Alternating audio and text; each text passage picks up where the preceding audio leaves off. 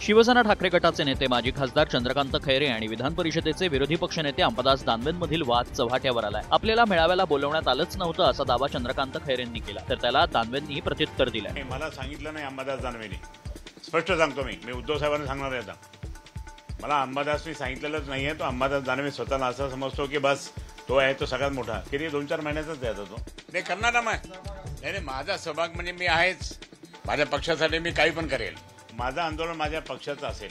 तुम्ही जर का आयोजन करता त्याच्यात त्यांना प्रमुख मार्गदर्शक होतं तरी ते समाजाच्या मेळाव्याला जातात, म्हणजे दांडीच मार्गे नाही। त्यांना विचार, मला नका विचार। मग दांडी मार्गे आता त्यांनी मागच्या काळात माझ्यावर काय काय बोलले, मी उत्तर दिलं का? देणार पण नाही।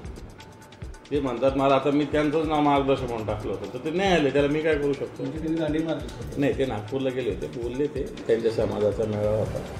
यावरून छत्रपती संभाजीनगरातील ठाकरे गटातील वाद विकोपाला गेल्याची चर्चा रंगतीये।